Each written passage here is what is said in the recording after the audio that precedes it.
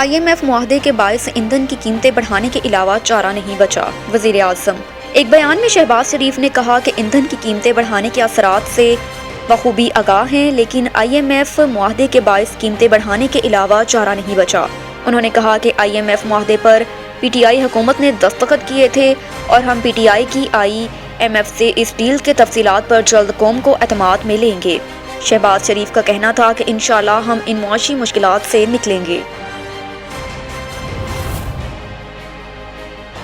حکومت کا پیٹرول کی قیمتوں میں اضافے سے غریبوں کو بچانے کے لیے اقدامات کا اعلان۔ وزیر خزانہ مفتاح اسماعیل نے گزشتہ روز اعلان کرتے ہوئے کہا کہ جو غریب لوگ پیٹرول کی قیمت برداشت نہیں کر سکتے وہ 786 پر اپنا شناختی کارڈ نمبر بھیجیں اور ان کے ریکارڈ کا جائزہ لے کر انہیں بھی ماہانہ 2000 روپے دے دیے جائیں گے۔ ان کا کہنا تھا کہ تازہ اقدام سے 60 لاکھ مزید پاکستانیوں کو فائدہ ہوگا۔ یہ رقم بے نظیر انکم سپورٹ پروگرام کے تحت دیے جانے والے اضافی 2000 روپے کے علاوہ ہوگی۔ وزیر خزانہ مفتاح اسماعیل نے کہا کہ حکومت کے اس امدادی پروگرام سے 8 کروڑ سے زائد پاکستانی فائدہ اٹھا سکیں گے۔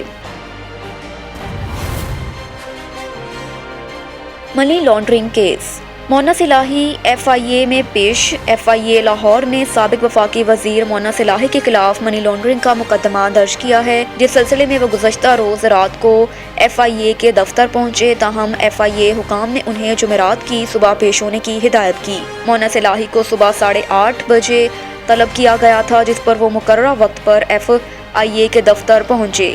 شوگر کمیشن کے انکشاف کے بعد مونا صلاحی کے خلاف رحیم یار خان کی شوگر مل کے کیس میں 720 ملین روپے کی منی لانڈرنگ کا بھی مقدمہ درج کیا گیا۔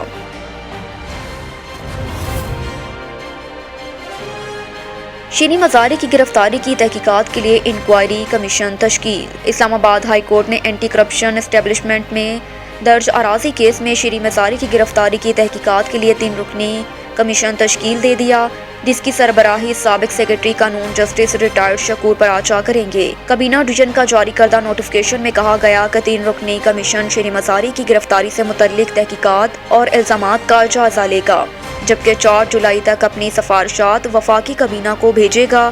دوسری جانب شیریں مزاری کی گرفتاری کی تحقیقات کے لیے دائر درخواست پر سماعت ہوئی، جس میں عدالت نے قومی اسمبلی سے 7 جولائی تک رپورٹ طلب کر لی۔ شیریں مزاری اور ایڈوکیٹ ایمان مزاری اپنے وکیل علی بخاری کے ہمراہ عدالت کے سامنے پیش ہوئے۔ وکیل علی بخاری نے کہا کہ ہمارا اعتراض یہ ہے کہ 4 جون کو انکوائری کمیشن کا نوٹیفکیشن جاری ہوا، تاہم کمیشن سے متعلق ابھی کچھ نہیں ہوا، نہ ہمیں بلایا گیا۔